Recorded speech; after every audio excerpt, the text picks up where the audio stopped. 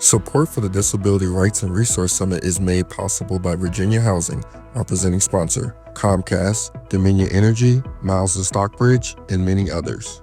I am so glad to be here and really appreciate the invitation to host the panel and participate in such an important discussion. I am a Caucasian woman with short brown hair with highlights, wearing glasses with black frames, and a blouse that has black and white spots on it. And I'm sitting in my manual wheelchair. So I will first say that the overall topic, as Alma just said, is ADA, and the questions are going to be focusing today specifically on the panelists' experiences with accommodations. So that obviously is a big section of the ADA and an important section in both school and work context. So that is a lot of what we are going to be talking about today. So to begin the discussion, though, we definitely want to get some information and background about the panelists before we dig into the substantive part of the conversation. So I'm going to ask each of the panelists to introduce themselves and give a brief description and background, and then we will go from there. So I believe that we're going to start with Kelly. Good afternoon. My name is Kelly Hickok, and I am the Community Services Manager at Resources for Independent Living, the Center for Independent Living here in the Richmond area, serving Richmond and surrounding counties in the Greater District. And I am a Caucasian woman with shoulder-length gray hair. I wear glasses. I have on a black and white blouse. My background is purple with their agency logo on it, and I use a manual wheelchair for mobility. Thank you very much. Shannon, would you like to go next? Um, Hello, my name is Shannon Straughn. I am a independent living specialist at Independence Empowerment Center in Manassas. Um, I am I have cerebral palsy. I am a wheelchair user right now. I am sitting in my power wheelchair. I have a background in my undergraduate degree is in sociology, and I have a master's in law. And my background is bulletin board, actually, of different resources that we offer. Fantastic. Great information already. So in terms of the panel, we're going to go next to Gary. Good afternoon, everybody. I'm Gary Talley. I'm the retired community services manager from the Virginia Department for the Deaf and Hard of Hearing. I'm a Caucasian male. I'm an old guy. I'm 72 now, and I look it. Thinning blonde hair and a dark blue sweater with a brown folding screen background. Fantastic. So I just wanted to make sure, Alma, is that all of the panelists, or do we have anyone else that joined later? Yes, that's all for now. Thank you, Kelly, Chanton, Shannon, and Gary and Amy. We'll now move to a short Q&A segment. If you haven't already, we'll post your questions in the chat box. I'll read a few out loud for our speakers to address. Great. So again, as Alma said, feel free to put comments or questions in the chat box, but I'm just going to start with a general question for the panelists, and that would be, how did you become a self-advocate? And I would also like to know, as part of that, when did you become a self-advocate? So if you had a specific experience when you knew that that was what your role was going to be, or some story related to how it all started, that would be great. And I'm just going to try to go back in the order that we did again. So, Kelly, would you like to comment on the beginning of your self-advocacy journey? Certainly. So, I was born with my disability, birth defect. So my journey in self-advocacy started almost from the beginning. I learned to become a self-advocate because my parents were strong advocates. And I am 64 years old. And back when I was born, my parents did not know I was going to be born with a disability. And so they pretty much told my parents to um, leave me in the hospital to die, or that they could find an institution to place me in that I would never sit up or walk or talk or have any type of quality of life. So they decided not to take that Thankfully. advice. Yeah. So they brought me home and they figured they had no way to go but up. And so here I am. And so all through school, I was the only kid with a disability. I had homebound teaching first through fourth grades until someone said, well, why can't Kelly go to school with her classmates? And quite literally, there were two steps into my elementary school that were preventing me from going to school with my community. So back then there were no obligations to provide access. So my dad, I always say he knew how to do assistive technology before we knew what to call it. He built a ramp into the school and off I went. In middle school, I went to a campus style school, had to advocate for a longer time to be able to get to and from my classes because at that time I was up using braces and crutches. Then in high school, I went to a two-story high school. It was the high school that my sister and my parents and my grandparents had gone to. So it was very important to my parents that I be able to go to that school while they wanted to send me across town to a campus style school. Again, my parents said not happening. So what they worked out, not that I would advocate for this now, certainly advocate for accessibility, but what was worked out was that um, the football team, the basketball team, the soccer team, and every good looking guy in the school carried me up and down the steps in my chair for 4 years so that I would have my classes downstairs and then I would go upstairs for my classes. And it worked. And it was not a problem for a teenage girl. Um, so Sometimes there can be benefits, right? exactly. It absolutely was. And they loved it. It was a benefit to them too, because they got out of class 15 minutes early so they could meet me in the library. That is So so great. at about 15 years of age, I realized that it was people putting pencil to the paper that were really literally deciding if I would get into a building and how I would function in that space. So long story short, I decided I wanted to be an architect. Got to the first architectural firm. I'm not an architect. I do have an architectural degree. Got to the architectural firm, happened to be there when the ADA became law. And what an interesting perspective that was to watch design professionals try to figure out what do we have to do for these people now? How do we have to do things differently? That is a great story and lots of great information to share already. So I appreciate that very much and I look forward to continuing the conversation. Shannon, would you like to comment on your self-advocacy journey? I would say my self-advocacy journey started with my mother. So pretty much like Kelly, I was born with my disability, so it started very young. Um, and growing up, at a young age, my mother realized that my language skills were advanced.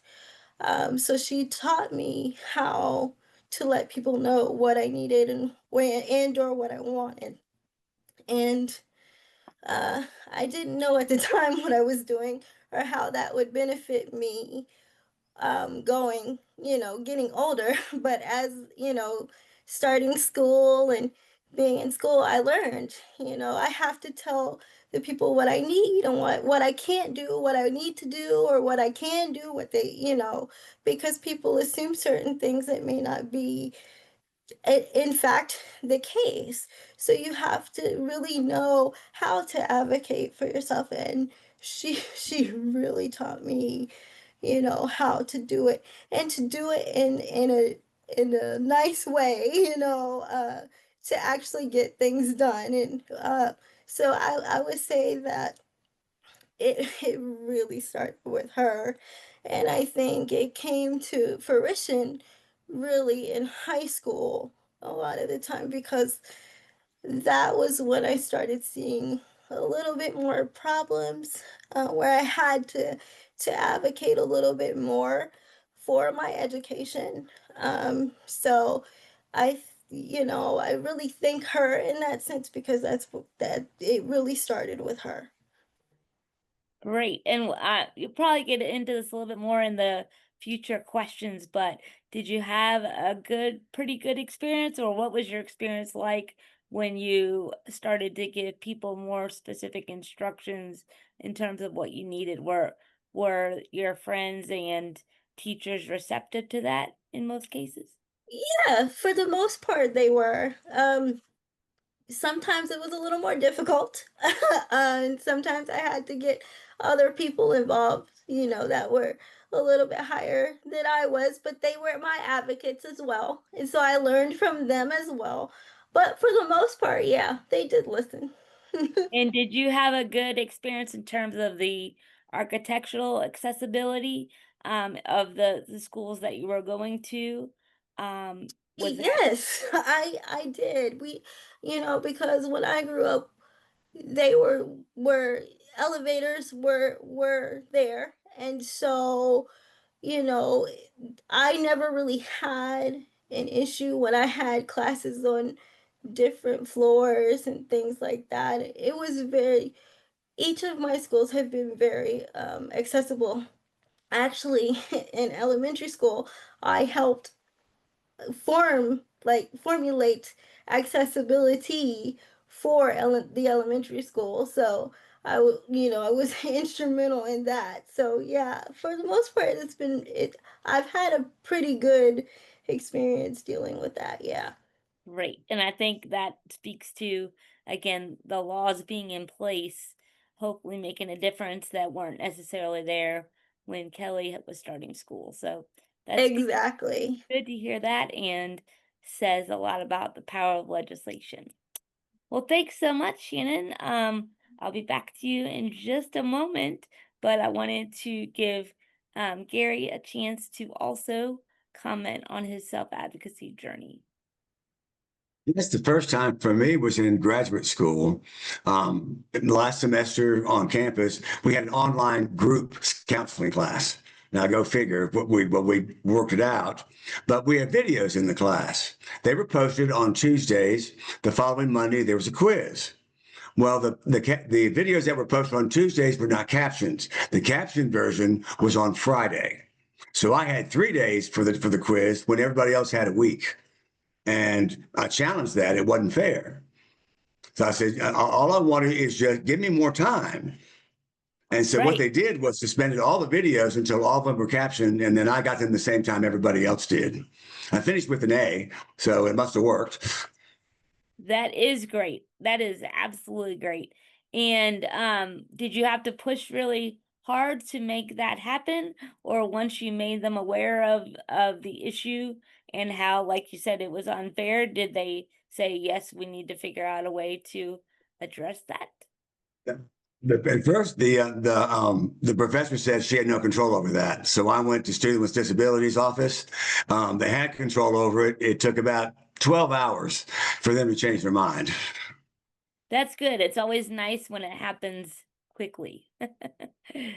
And did you have any experience, as Shannon and Kelly talked about, with experiences in your earlier, younger life, or is that not relevant in this case? My hearing loss was acquired about 6 months before I turned 50. I was Okay. actually teaching a class in Las Vegas when I noticed a distortion in my hearing, a little bit of a rattle, like the old paper cones in the car radios, like a little tear, and everything kind of rattled to it. 6 weeks later, I was stone deaf. They told me the auditory nerve had died. I found out about 2 years ago that was wrong. I was misdiagnosed. The hair cells in both ears had been destroyed.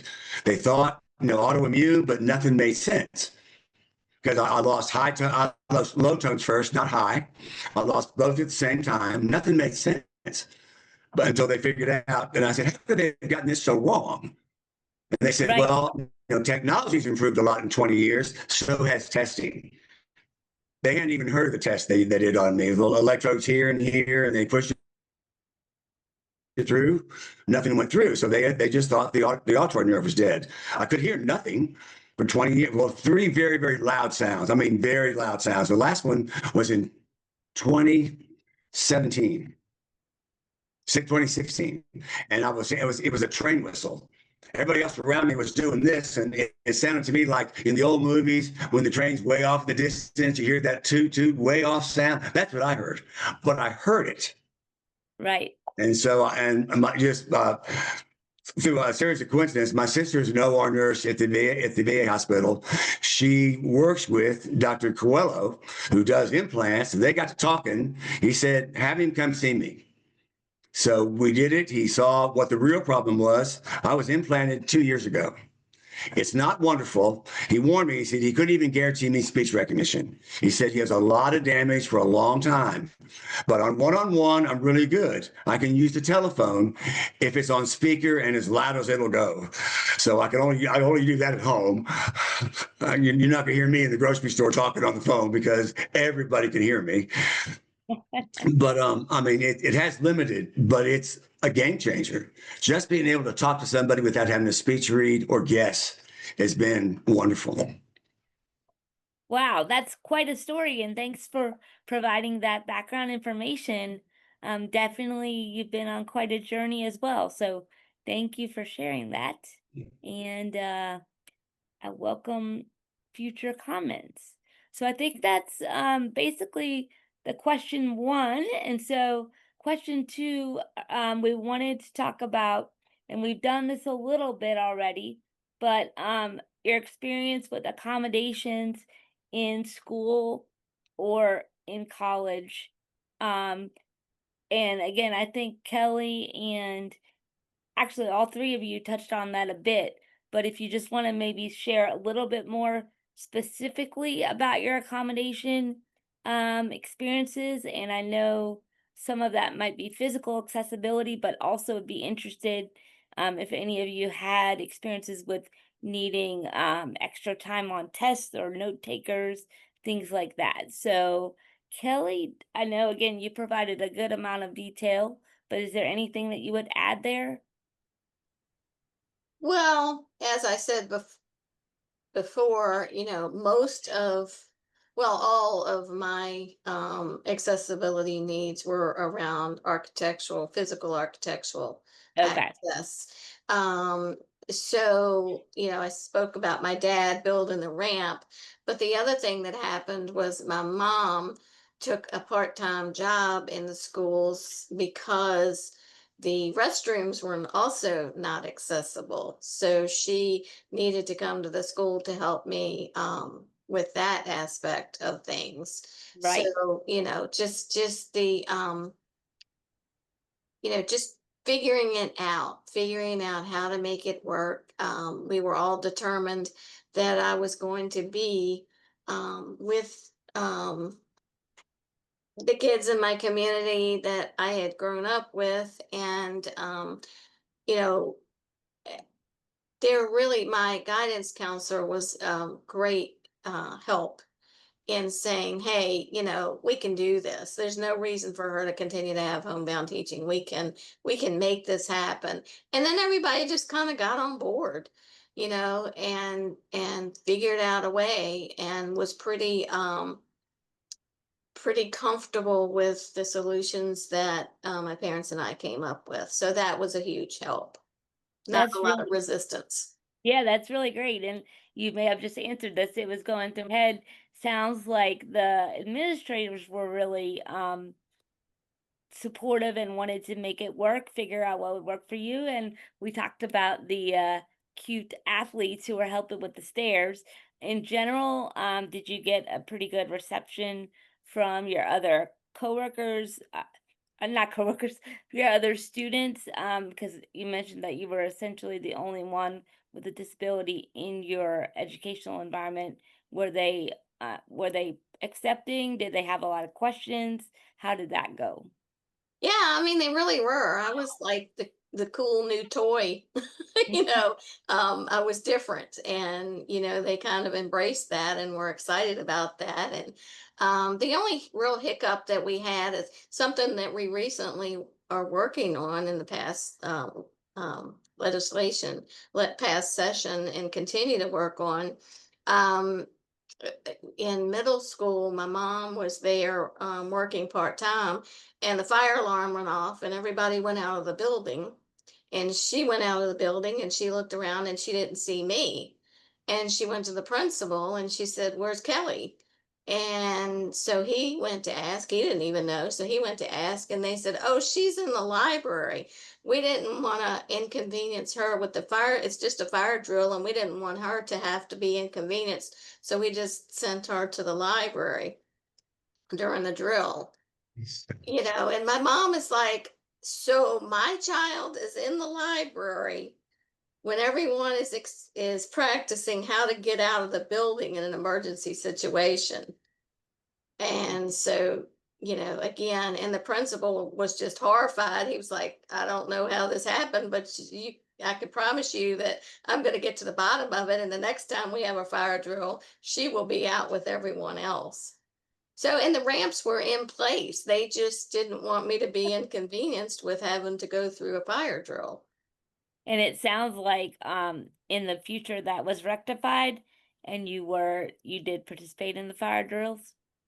Yes. Yeah. Yes. From then on, I participated. I got out of the building just like everybody else. That is great. And again, great advocacy on your part and your family's part obviously made a huge difference there. So, Shannon, again, you provided a lot of good information in your first comments.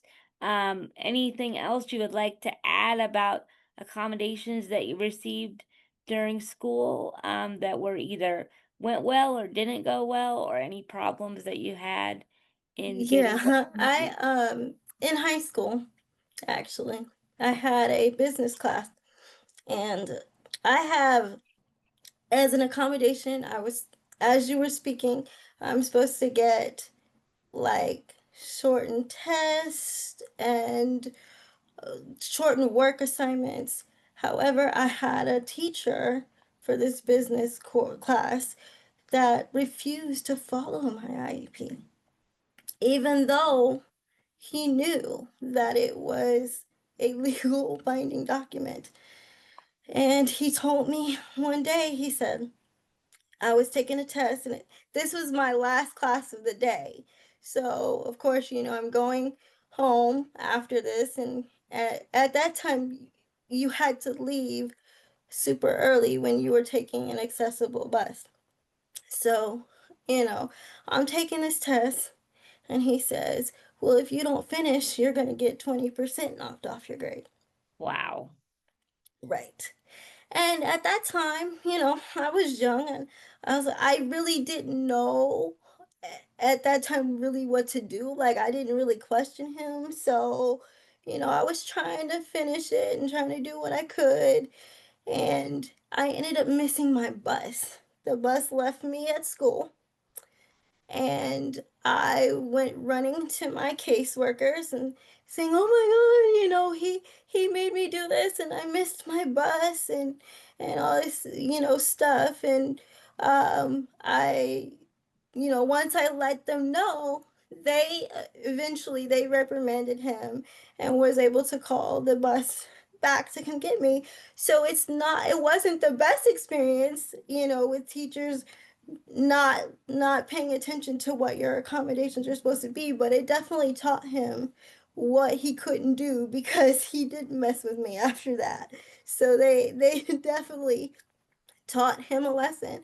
And I think by me being in the class, it definitely taught him what he had to do as a teacher, as inclusion part of that. So that is one of my experiences.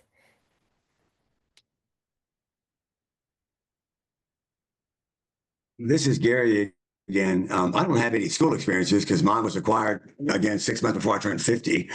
Lost my job because of it, but I had no communication skills, but I learned. And my experience is on Amtrak.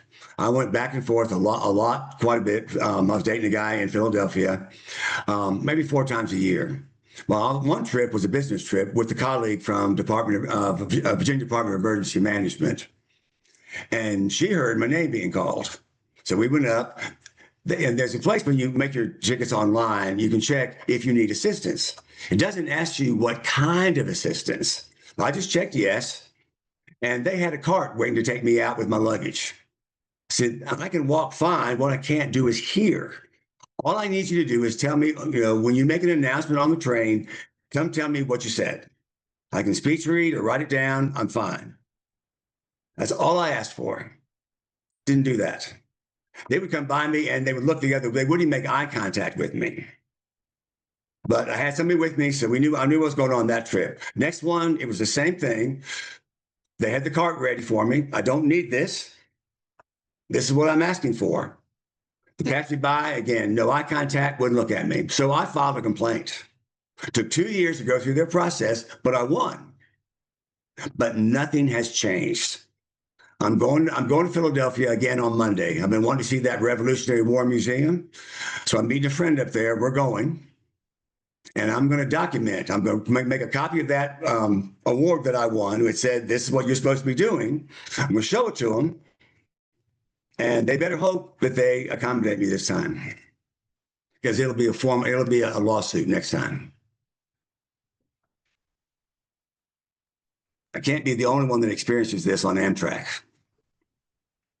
Thank you for sharing that, Gary. And right now, just something came into mind. I'm curious, and I'm going to start with Kelly. Who has given you the power to advocate for yourself and how? Absolutely my parents, first of all. I mean, um, right from the beginning, just seeing them, just approach things from a common sense point of view and a why not attitude, you know, and focusing on, what can be done as opposed to what can't be done. And doing it in an appropriate way that um, helped people focus on the issue. Although I'm sure they were incredibly frustrated, and I've been incredibly frustrated over the years with some issues in accessibility. But I think as a self advocate, one of the things you have to do is remember that you want in your communications, you want people to focus on the issue rather than your anger. Because if they're focused on your anger, they are wanting to get you out of the way. And, until they focus on the issue, you can't do any problem solving.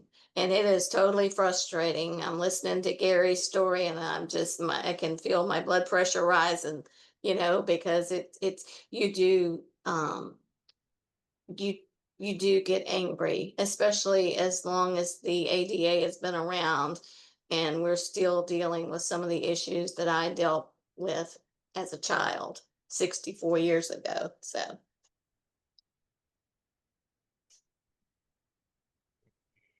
Now I'm wondering how thank you for sharing that. First, most, I want to say that I appreciate you sharing your insights on that. And I'm very curious and I'm wondering what it's like for you, Shannon. Who has given you the power to advocate for yourself and how? Definitely my mom. Like as I said, she definitely taught me how to be strong. And I think just learning who I am as a person, learning how I operate, and learning what I need and how to get that across to people. Um, and like Kelly said, in a way that gets it done. so they're not just pushing you off to the side. Because as she said, in 2025, some of these things shouldn't be happening. And it is very frustrating. Listening to Gary's story makes me think about the issues that I have traveling. Even now I'm thinking of going on a cruise, which is very, even that's hard because there's only so many accessible cabins. So you have to, again, that's where the self advocacy comes in, and knowing what you need and what you will stand for and what you won't stand for. So I that's but I think first and foremost, my mother gave me the power to know how to strongly advocate for myself and really learn who I was to be able to do that. Thank you, Shannon. And I do agree there's a lot of changes that need to happen. And honestly, it starts with the conversation. So thank you for sharing that.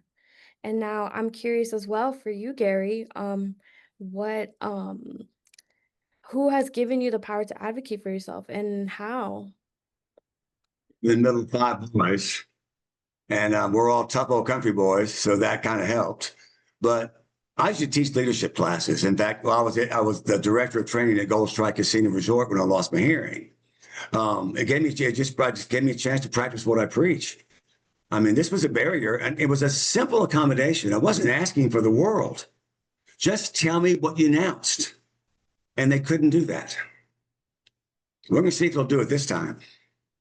But it's just, again, I was 50, 55, 50 plus. I'm a grown up. I can advocate for myself. Thank you. And I'm glad you're able to advocate for yourself because that's very valuable to do and have. Luckily, having a voice helped, being able to speak. And that Yes. some people just, I'm deaf. Well, you can't be deaf. You speak. I was told Right. one time, somebody told me, you don't look deaf. What? What does that look? What does Right. deaf look like? I said, have you ever met anybody deaf? Well, no. Yeah. I mean, So people I'm say the gonna stupidest things. so Amy's back, so I'm gonna turn it back to her.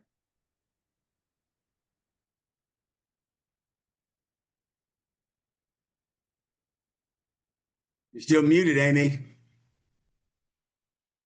There we go. Oh my gosh, I am so sorry that happened. Welcome to the world of technology, I guess. I almost never have any internet connections problems, and at the most inopportune time, it dropped and I had to restart everything. So thank you so much, Alma, for jumping in. And again, I apologize to the panelists and to the audience. But it sounds like the conversation continued and we can pick it up from there. So, Alma, can you just remind me which question we were just finishing? Yes, so we were in the conversation of who has given you the power to advocate for yourself and how.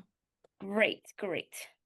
Okay, and every person got to comment on that, I'm Yes. assuming, since we ended with Gary. Okay, great.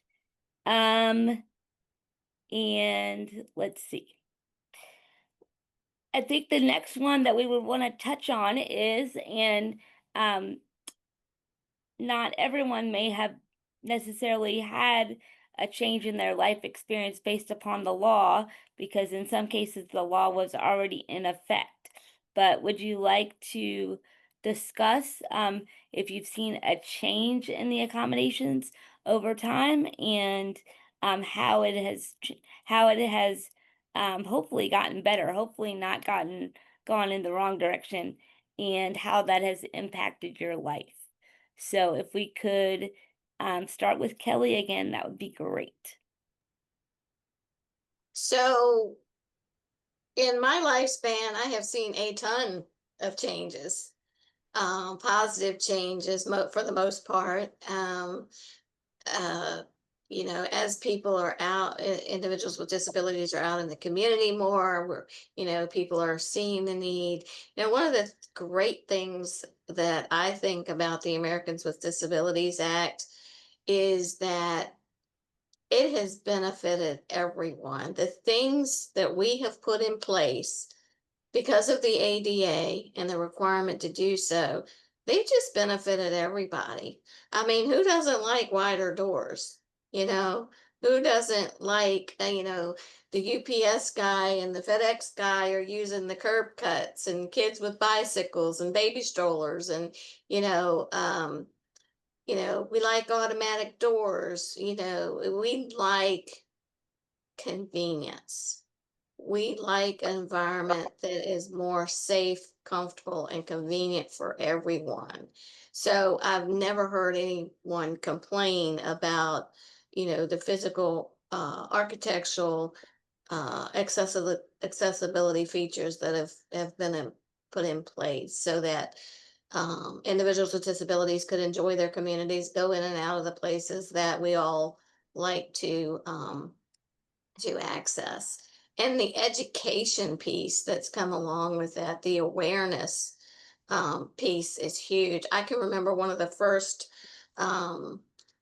things that I did in the architectural firm is to go out and go with a team of architects to review buildings for accessibility. And so in my private life, I went with a group of friends to a restaurant, and they had steps to get in the restaurant with no access.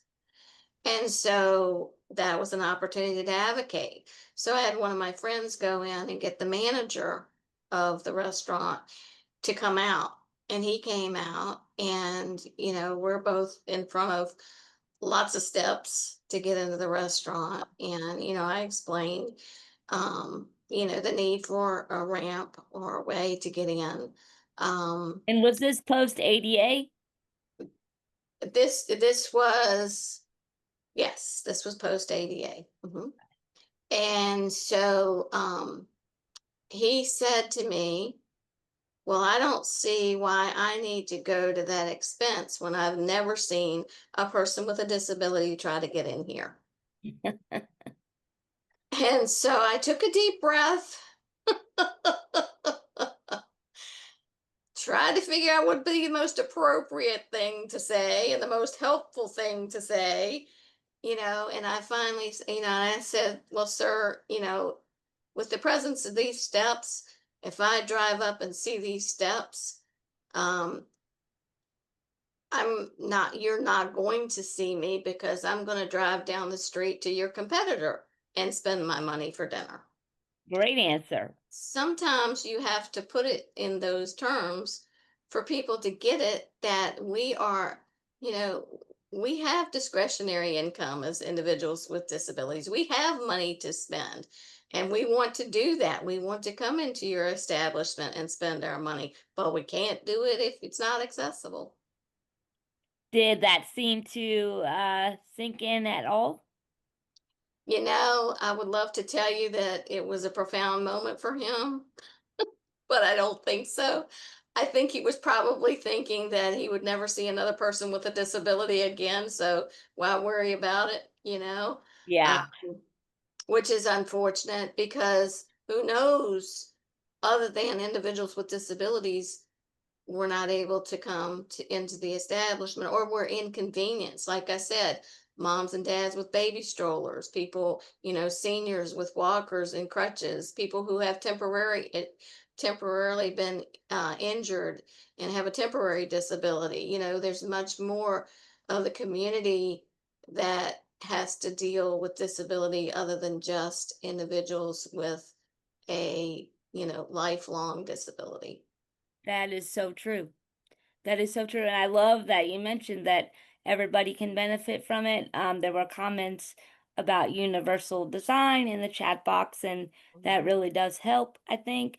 I also had a friend tell me once she had children that were in strollers, which I think you mentioned strollers, she had never really paid attention to curb cuts or accessibility, but once she had a child with a stroller, it changed her entire view, and now she looked for things everywhere that she would not have looked for before. So I think that really does help. Yes. It helps a lot of people. So that is another great story, and I'm assuming you just went to a different restaurant at that point. I sure did. Okay. Mhm. So, so let's see, Shannon, um, did you have anything to add about that topic? Oh, yes. I 100% agree with Kelly. Um, there has been so many positive changes. We see them every day. However, at the same time, I believe that there's so much work that still needs to be done. Um, that we are working on is simple as something like a parking space. You know, I have a wheelchair accessible van, Right, and sometimes they don't design the parking spaces wide enough for me to be able to get out when someone has, say, maybe parked over the line, and or just it's just not wide enough in general. And it right, becomes very frustrating. Or when someone has decided that they want to take a space that is accessible that maybe they don't need, and I come along and I need that. Where am I supposed to park if there's nothing available? So there are things that we have come a very long way, and I'm very happy to see that, but there is so much work that needs to be done. I was at a concert recently, and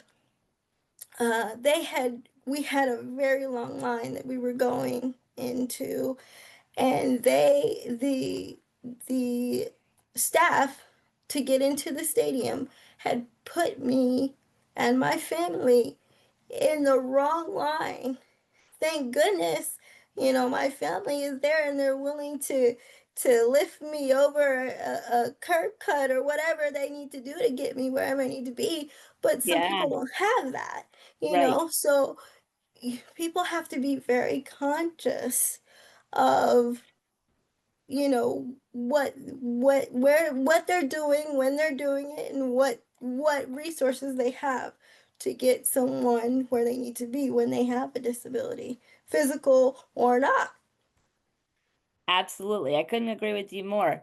Did you have a good experience at the conference in terms of at the concert in terms of accessibility once you were able to get into the building?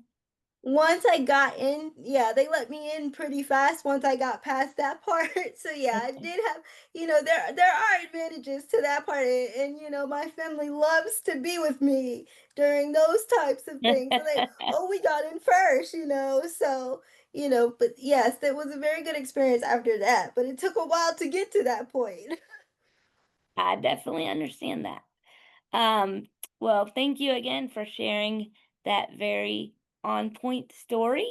And that leads me back to Gary. And again, you don't really have a before the law, after the law experience personally, but have you noticed anything throughout your experience as a person who is deaf where things have gotten better or people are more at least aware of the issues. Amy, before I jump in for this discussion, I do want to mention we have a 10-minute mark before we go and move on to the Q&A. Sure, Mhm. no problem. Thank you for that reminder. And Gary, just wanted to see again, I know you weren't really having the experience as a person with a disability before and after the law, but have you noticed anything, but before and after the laws were passed, but have you noticed anything through your experience where people are more in tune to what you might need or the attitudes are different in any way? Anything that you'd like to say about that? Something that I've been involved with a colleague on the other coast in Oregon is caption movies. Now, the last movie I went to was Doctor Strange. And I'm not even sure when that came out, but it's been probably 10 years. And someone I said, I missed, well, and they had the captioning glasses. You know, those little things, the little yellow text, you could kind of adjust where it was on the screen, but that was about all. You Right. couldn't make it bigger, and it's just, and the batteries failed on it. So halfway through the movie, and I said it, they gave me a free ticket to come back, but my friend said, I've seen it, don't bother. It was a really bad movie, but still. And now, I mean, until those came out, I live here in Petersburg. Colonial Heights is the next theater over. They would show a caption movie twice a day, 9:30 in the morning and 9:30 at night. And they were never the first run movies, but at different times at 9:30 I'm at work, and at 9:30 at night I'm in bed ready to go to work the next day. So I didn't go to the movies. The captioning glasses helped, but I'm going to start working with the guy, my colleague from Oregon, and see if we can get open caption movies here in Virginia all the time. We shouldn't have to pick a certain time to go see a caption movie. That is very good point. And especially in 2025, you hope that it would be more widely available. So I'm glad that you're working on that. It's not just for deaf people. It helps the hard of hearing people too. Yes, yes, There's a lot more people that can benefit from captioning other than the deaf, and it is the hard of hearing. My two very. older brothers, both are hard of hearing, and they've got captioning on the TVs all the time now. That is true. That's a very good point. Again, going back to accommodations help not just one particular person or one particular type of disability, and that's a great example of that.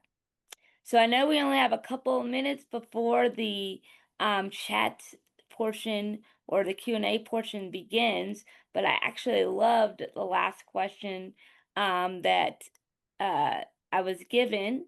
So it is, what is your favorite piece of technology? And it doesn't have to be something that's disability related. So it doesn't necessarily have to be helping you do something that you can't otherwise do, but just in general, with technology, what would your favorite piece of technology be? Kelly, do you have anything to suggest on that? Sure. For me, definitely accessible vehicles, hand controls, lifts, ramps, things that allow people to drive, because that's what keeps me independent in the community. That's what allows me to go and do the things that I want and choose to do. And being transportation dependent is a whole nother issue that affects everything: where you live, where you work, where you access, where you go for entertainment, everything. So for me, having that technology available has been just absolutely wonderful. Great. Yeah, and I absolutely agree with you. I think I work a lot in the area of employment for disability law issues, and I think transportation is the biggest barrier to successful employment. So any Yes, type of technology that can help with that is always a great thing. absolutely. So great. So Shannon, what's your favorite piece of technology? Oh, hold on. Take it. I definitely agree with both of you, because before I got my transportation, it was a struggle. But my favorite piece of technology relates to education, actually. um, I had a device called a smart pen when I was getting my paralegal certificate, and it saved me because you can record and you can write, and then you can go back and listen while you type notes or write notes or whatever, and you can continue to rewind and restart and re-listen. So the more you hear it, the more you write it, the more you type it, the more you get to know the information. And it really, really helped as I was learning about these different concepts and going, when it came to the test, taking the test, because I had such a, a breathy understanding of the material because of it, I was breezing through the test because it was just so much easier for me to understand because I was able to go back and listen several times because I had it on recording. And how did you come across that piece of technology? Was it suggested as an accommodation, or how did It you? actually was. I was I was getting that education through George Mason University, and it's part of the Technology Disability Services Office at George Mason. They gave that to me to use, and you actually use a little booklet where you can put like little dots in the booklet, and it'll start recording where you put that dot and stop when you put another dot. And so you can actually go back to the whatever dot you want to go to start listening to that part of the lecture. So it doesn't even Wow, have to be a full word, or it could be a full word. Just whatever you felt like writing at the time. You know, if I wanted to write a dot so that I could listen to what the professor was saying, I could do that. Or if I wanted to write, write it out, I could as well. that's amazing. And that may be useful for other people on the call as well. So thank you for sharing that. As Do far as it. I know, well, back when I had it, when I looked it up after I had to give it back, sadly, it wasn't that expensive either. I don't know what the cost of it is now, but back then it wasn't that expensive. And did you say it's called a smart pen? Yes, it's called a Okay, smart pen. great. All right. And Gary, do you have a favorite piece of technology? Just say that's my smartphone because on the smartphone, I also have my video phone from Sorensen. I can use it as a TTY. There's a program out that's been out about maybe 10 years now called Live Transcribe. If it hears it, I can read what the other person is saying. It's like live captioning for me. And I've got all three of those on the smartphone. Plus, when I get in a hotel room that isn't accessible for me, none of the flashing lights, I can use it as a flashing light alarm. Fantastic. And is that all through different apps that you have on your Yes. smartphone? Okay, great. Technology can really make a difference. I, for one, am very happy to be living in 2025 for that reason. So, but those are all great examples, and also different types of technology helping our panelists. So it just shows how powerful AT can be. Well, I think we are right at the 4:30 mark, which I believe is when we wanted to switch to the Q&A portion. Is that correct, Alma? If that's all the questions, then yes, we could move forward. Thank you, Kelly, Shannon, Gary, and Amy. We'll now move to a short Q&A segment. If you haven't already, please post your questions in the chat box. I'll read a few aloud for our speaker to address. And I do see Virginia, she did put down a question. Are there any, she said, I like to think about the ADA as a setting, a baseline for accessibility. Are there any of these baselines that you think need to be changed urgently? So I will start with Kelly on your thoughts about that.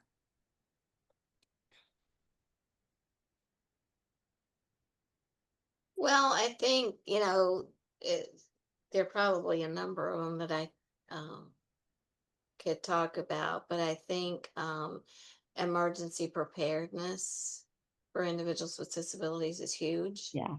I think it's an area where we need to grow and we need to, spend more time thinking about, you know, all aspects of emergency preparedness from shelter access to getting individuals with disabilities out of schools in an emergency situation. Um, and just how do we evacuate individuals with disabilities in emergency situations, especially those who are transportation dependent. um but really shelter access, I think. And again, that's about physical access to the features of the shelters that everyone, the amenities of the shelters that everyone has access to, but thinking about what the specific needs of an individual with a disability, and the training of the staff that goes along with it to understand what the person is asking for and how to get that accommodated. And as I said before, thinking of ahead of time as much as you can and being as prepared as you can be, um, and ready to accommodate. Do you know how to get an interpreter? Do you know, if someone is unable to transfer to a bed, how to assist with that? Do you know how to get medical equipment that the person may not have been able to get as they had to leave wherever the emergency was? So just that pre-planning, again, makes people feel that they've been thought of, first of all, and that they've been accommodated, and reduces everyone's stressful level. Emergency situations are stressful for everyone, but they're particularly stressful for someone who has had to leave an environment that they have set up to accommodate their disability and go into an environment where they are unsure if they've even been thought about, or if provisions have been put in place that are basic provisions, like accessible restrooms and cots that are adjustable, or different levels, so that a person who is able to transfer can do so independently. Because if you create an environment that allows people to be as independent as they can possibly be, then it frees up the shelter staff to be able to help others. So you want to create environments that allow self-sufficiency. Thank you, Kelly. And I do agree, there needs to be more conversation around emergency preparedness, especially in Virginia, so we don't react out of survival. I do see a question from Daniel Hayat. I apologize if I mispronounced that. The question is, would you all discuss challenges living in a rural area versus an urban area in the availability of accommodations, if anyone has this experience? So does anyone want to jump and answer that question? Okay.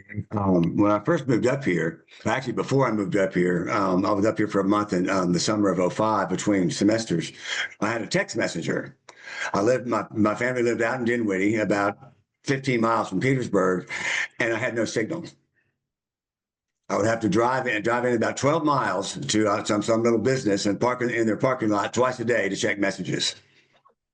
And I had to do that for about until I think 2012. Wow.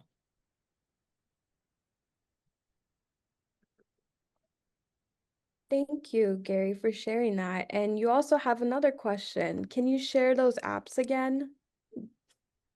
Yeah, well, it's Sorensen Video, and that's just one of several. Purple has the same option. Some of the other, there's, I think, 3 companies out there that are pretty good size. Sorensen has most of the market. That's who I started with back in 2005. I just always stayed with them. And Live Transcribe is the other one. Okay, thank you. And there's one that I was using before that one called AVA, AVA. And that one can tie into your phone, and you can read what someone's saying on your telephone. That's cool. And then I have a question from Cassandra Williams, Cassie. This is important. When the schools are training for active shooter drills, do they plan for people who have disabilities? Did anyone want to jump into that question?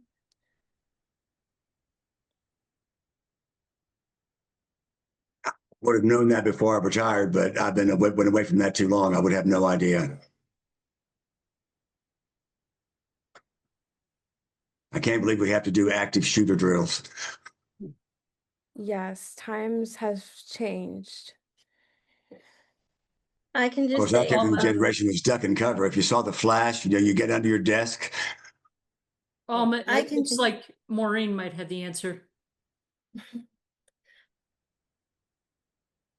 oh, I was just gonna say that when I was in school, we did not have trainings for that.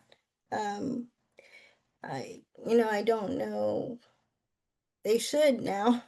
But when I was in school, we did not.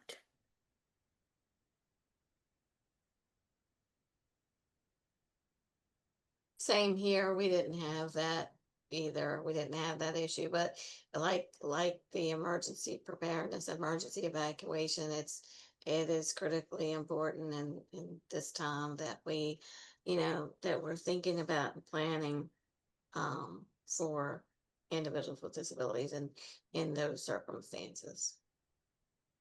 Yes, they I need to be add to more the involved. discussion. Hi, Maureen. Did you have Hi. a question? Yeah, of course, schools do active shooter drills. There's certain requirements. Some of them are local. This year, a bill was passed by the General Assembly, House Bill 1806, which requires that for the Individualized Education Program team, the IEP team, for a student who already has an existing IEP team, the team can discuss what is needed to be put in place for support and services during emergencies, including drills. The bill also requires for students who have their first initial individualized education program, when that first team meeting happens, they must address this issue, whether or not there is the need for supports and services, and if there is a need for supports and services during any drill or active emergency, that those be identified in the individualized education program. The Virginia Department of Education this summer added to the model Virginia IEP model a statement about this issue. So it is required to be addressed by all new IEPs now, and for students who have existing IEPs, a discussion of whether or not it's necessary to have the discussion. It's absolutely necessary to have that discussion. This is Gary again. The children who are deaf, they have interpreters in the classroom, but often do not go to lunch with them. They're not there for extracurricular activities. If any emergency popped up in those periods, the kids would not know what was going on. No, the law now requires that to be addressed in the IEP. And many students, I don't know that it's most, but I can tell you certainly in Hampton Roads, it's most. They use virtual interpreters, and so the interpreter is wherever the student is, including in the cafeterias.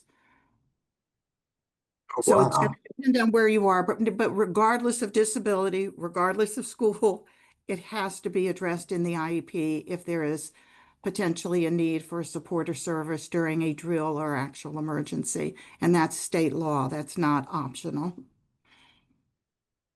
That's great to know. Hira had a question. How can others become allies and advocates for the disability community?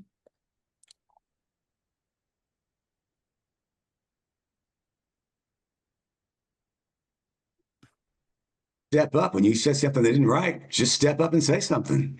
Right.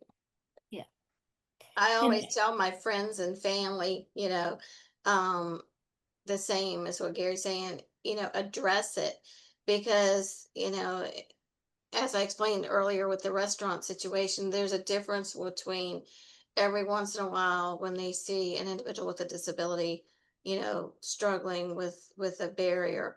But so that may seem like a small percentage of the population, but when every good paying customer, good patron comes in to a facility and addresses an accessibility issue and says, why don't you do something about the steps out there? How would my friend get in here, or how would I bring my mother? That sends a bigger message because now it's a bigger percentage of the population having an issue with the lack of accessibility. I would say the same. Speak up and make sure that everyone knows that you're just like them. Just because you may do something in a different way doesn't mean that you're not like them. Because that's a lot of the issue. People don't don't do things because they think you're so different than them. And so just make sure that they know that you're no different than they are. Yes, I agree. Your voices matter. Just you guys got to remind yourself that. And I have a question from Taylor Easley. What advice do you have for a person who's becoming a self-advocate?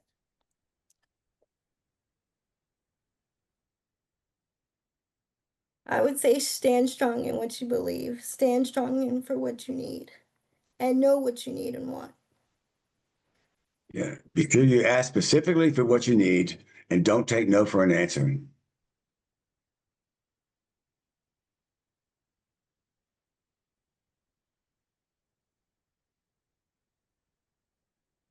And don't be afraid to speak up and educate people. Don't just walk away from a situation that's inaccessible, because that is your opportunity. That is your teachable moment. And that is your opportunity to change the way someone looks at the community and notices the barriers that need to be removed. I I agree. absolutely agree too. I mean, I think, and we've touched on this throughout the discussion, but awareness is really the key. Once people become aware of things that they may not have been aware of before, perhaps through interactions with individuals with disabilities, then that may impact how they handle a situation in the future or how they interact with the next person with a disability. So it's so good just to help make people aware what the issues are and that usually there is a way, it's just maybe a different way than someone else might do it. Now, I have a question like looking into the future. What are some important changes you guys hope to see in society regarding disability rights and accessibility?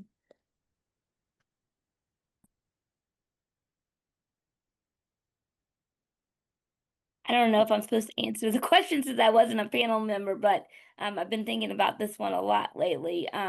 There were some really good regulations passed during the last administration to prevent the amount of wheelchair damage that happens on airlines. It had gotten to the point where airlines were going to have to pay fines based upon how many wheelchairs they broke in a given month. And unfortunately, those were withdrawn um, when the new administration took over.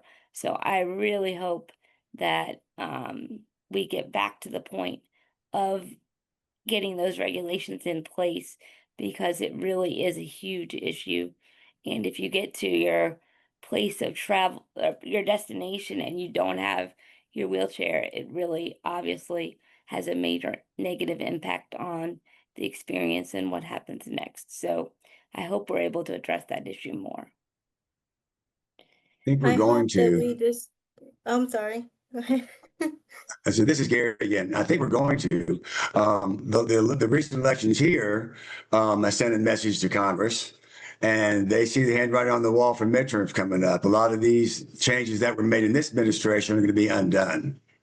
DEI won't be a dirty word anymore. I think that I hope that we see more inclusion as we continue on. Um, Especially as Amy was saying in travel. Um, as I shared, I'm always having a problem when it comes to traveling, whether it be, hotel room or even flying or or something like that, even driving some, or that's all can be an issue sometimes.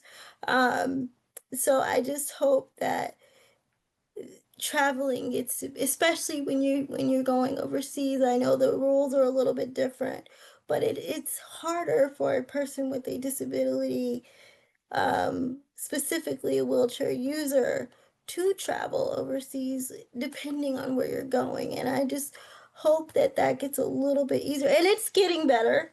It's getting better. And they're coming up with, different options for people to be able to travel to places that I didn't think I would be able to go, but I just hope it continues to get better as we go on.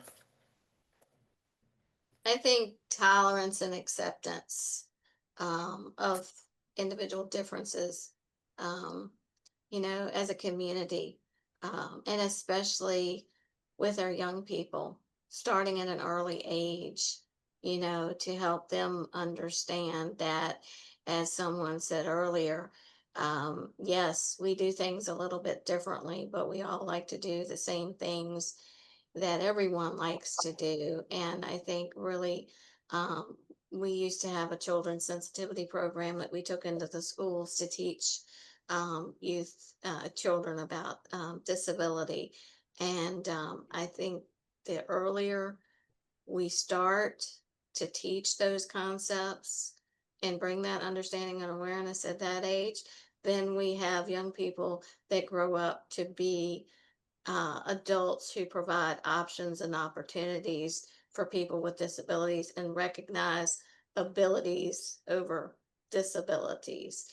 And hopefully, lawmakers that have a better understanding of how important it is that we have legislation put in place, to ensure that these things are continuing to happen and we're continuing to move towards a community that is truly inclusive of everyone.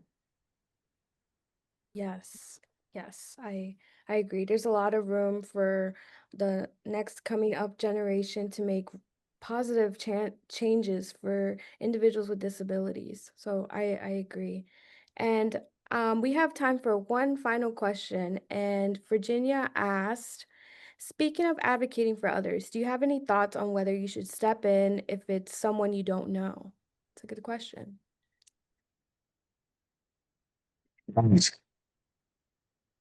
Like, helping someone with a wheelchair. I mean, they might be struggling to get up the hill. Ask if you can help them first before you just grab it and push. Yeah. Yeah. Yes. Absolutely. Yes, I mean, they may just be permission is waiting for the important. guy to finish before and get their answer. They may be able to do it for themselves. They'll just assume they can't. Or Right. or sometimes it can be maybe their workout for the day, so they want to use that extra time that it might take to open the door to, build up their upper body. So I think what Gary said is absolutely true, but and it applies really, I think, in any situation with any disability. Before you jump in thinking that it's hard or the person needs help, you can't go wrong if you ask first. And if they say I've got it, just accept that. If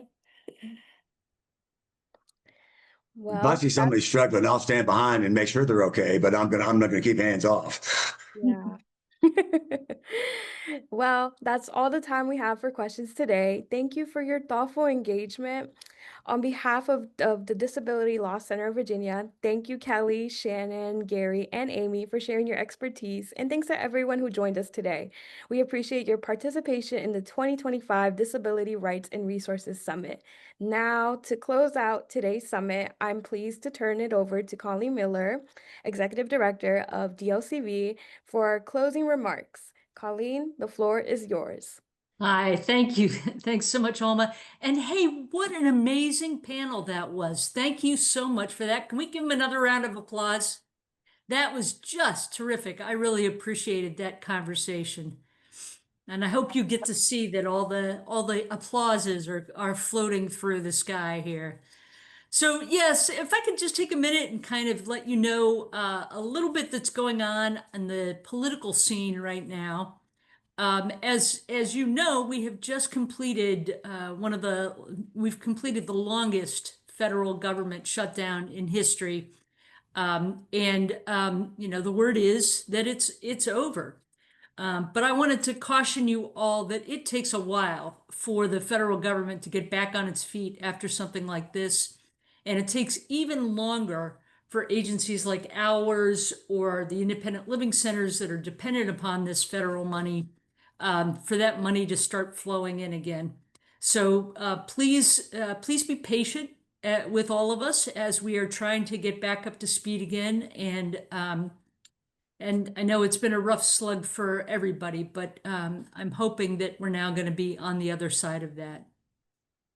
I also wanted to remind you that, hang on,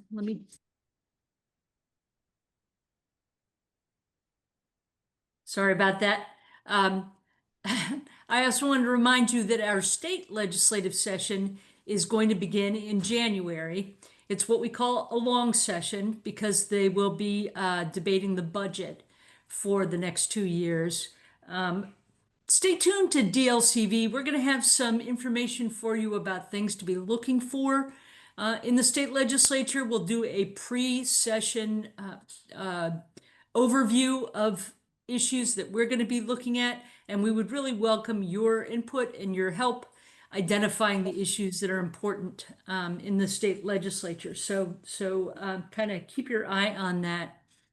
I wanted to take another moment to thank our sponsors whose donations to this summit mean that we could make it available to everybody free of charge. And I think you'll agree that it was just an amazing afternoon today with a lot of terrific information. So thank you to Virginia Housing, who's been our presenting sponsor, and to all of the other sponsors who have enabled this to happen today. And then finally, I just wanted to say, I love the question about how can you become an ally? How can you become an advocate? And I wanted to remind you that you can volunteer with the Disability Law Center of Virginia. That is one of the ways in which you can be an ally, one of the ways in which you can be an advocate. Sometimes there are very simple one-time projects going on where we could use your help.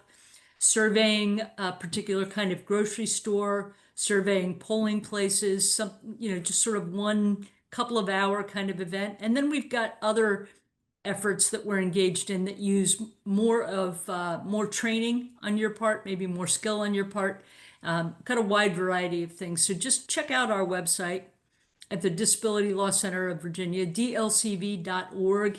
And there are lists of volunteer opportunities there. We'd really like to involve more and more people in our volunteer program. And of course, we never turn down a donation.